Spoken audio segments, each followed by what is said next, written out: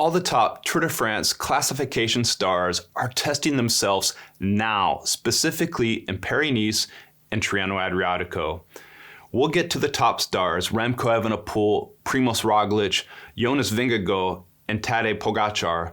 But first, I want to break down the races, talking about what's going on in France and down south in Italy this week. Both races have time trials and Visma's radical helmets. The jury's still out on those. Juan Ayuso, backed by a mighty UAE team Emirates, already won on stage 1 in Tirreno-Adriatico. In the time trial, he held off the charge of Filippo Ganna on day 1 in Italy. In France, for some reason, Paris-Nice features a team time trial. Usually the organizer will do that if they have one coming up in the Tour de France, but we don't have one this year in the 2024 Tour de France. This does, however, give us more chances to look, and some might laugh at Visma's helmets. But it's all about the climbing, what our 4 stars will do. And yes, I know, Tadej Pogacar isn't racing this week, but we'll get to him. Small time differences, but a battle for Rog and Remco supremacy will be made on stage 4 in Paris-Nice. But the massive gains will be made on stage 7, climbing up to 1,600 meters, and to some extent on the final classic stage over the Col d'Ez and finishing in Nice on Sunday. Afterwards, some, including Evenepoel, are expected to recon the Tour de France stages. Remember, the Tour de France doesn't finish up in Paris this year, but down in Nice due to the Olympics. Down in Italy, it's similar to Paris-Nice. Tirreno-Adriatico serves up a chance for bonus seconds and for a punchy UAE team in Stage 3 on Wednesday. Stage 5 to Valle Castellana should see Vingegaard try to gain the upper hand over the San Giacomo climb before descent finish. But at Stage 6, the penultimate stage, it will be decisive. It's an 800-meter climb to finish up at 1,091 meters on the Monte Petrano. So what does all this mean for our 4 big stars? Well, Tadej Pogacar of UAE Team Emirates, who ripped apart Strade Bianche on Saturday, he races again in Milano-San Remo next weekend. And his first stage race, his debut in the stage racing for 2024, will be at the Volta a Catalunya. We have to give him a little bit of a leeway because, remember, this year he's racing both the Giro d'Italia and Tour de France.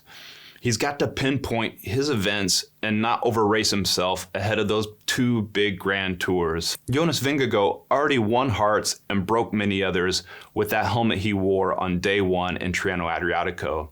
He's now got to climb and step things up a level.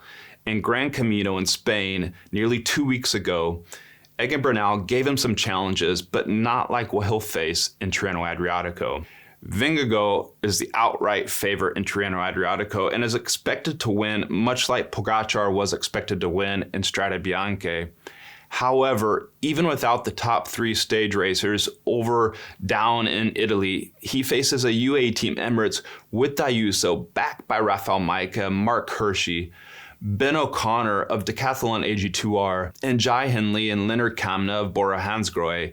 And the Spanish team has its Spanish star, Enric Mas. The 2-time Tour de France champion, defending champion of last year 2023, is set to make early markers.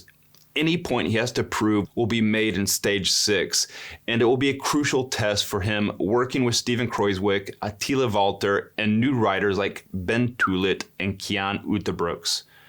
Vingegaard will next race in the Basque Country stage race, where again he'll team up with Tulit, and Sepp Kuss will be back after racing in Strade Bianche. In Paris-Nice, Visma is leading its GC team with American Matteo Jorgensen, and Dutch rider Olaf Kooi is leading for the sprint team. He's already won stage 1, but we're focusing on the 4 big Grand Tour riders.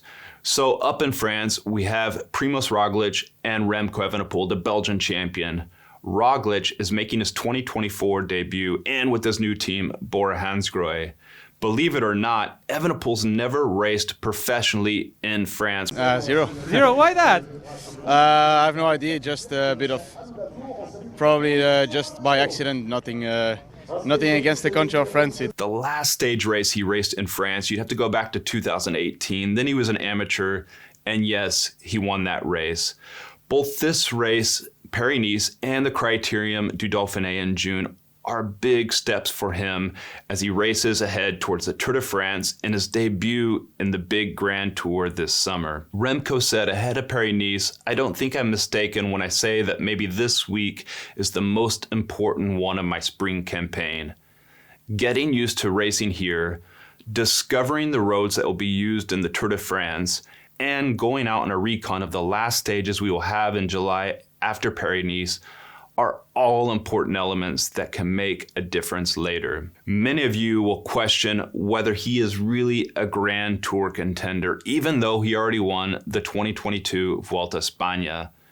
And the doubters will say that year it was a weekend field, especially after Primož Roglic crashed. And you'll point to the collapse in 2023 when he had to abandon the Giro d'Italia with COVID and the complete bonk on the Tourmalet stage at the Vuelta a España. Soudal Quickstep, remember, it was a classics team, and now it's building up this GC team around Evenepoel.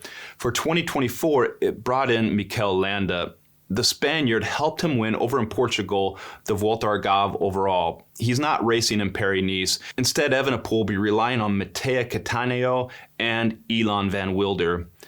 The Arun stage, and indeed the day after, around the Col d'Ez to Nice, Evenepoel and Roglic will launch their artillery, both physical and mental warfare. If you love the 2023 Volta a Catalunya, then you're going to be in for a treat this time around. Primož Roglic has something to prove. He left Jumbo-Visma last year, headed for Bora-Hansgrohe. The team should be rebranded Red Bull ahead of the Tour de France. To have a shot to lead and perhaps win.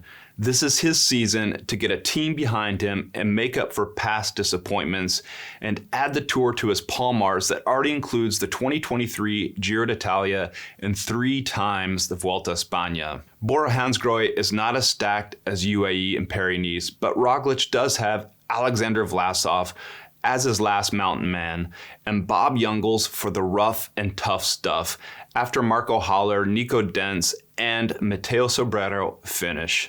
Roglic said, "We don't know each other, we never raced together, but what's most important is to learn for the next races to follow." For Bora and Roglic, this race means so much after months of team and technical preparations. Longtime expert sports director Ralph Aldag is working closely with team boss Ralph Dunk to not only make sure Paris-Nice goes well, but that they learn from it and implement changes going ahead. Because Roglic has the most limited schedule of the 4 heading towards the Tour de France. He's racing in Paris-Nice, then he'll head to the Tour of the Basque Country, not only for a head-to-head with Remco Evenepoel, but his former teammate Jonas Vingegaard, and then the final race ahead of the Tour, the Criterium du Dauphiné in June. So when do you need to pay attention in these races? Well, every day. It's confusing, I know, but keep in mind Paris-Nice is 8 days, Tirreno-Adriatico 7 days. Paris-Nice started 1 day earlier, so they both end on the same day, Sunday. They both have their punchy stages on Wednesday. Friday is the climb and the downhill Valle Castellana finish in Tirreno-Adriatico. On Saturday, buckle up because both races feature big summit finishes. Sunday is a sprint finish in San Benedetto over in Tirreno-Adriatico, while in Paris-Nice, expect a fierce street fight along the Côte d'Azur over the Col d'Ez for the yellow jersey. In a short amount of time, 1 week, these races, Paris-Nice, Tirreno-Adriatico, will tell us so much, a cycling crystal ball ahead of this July and the Tour de France.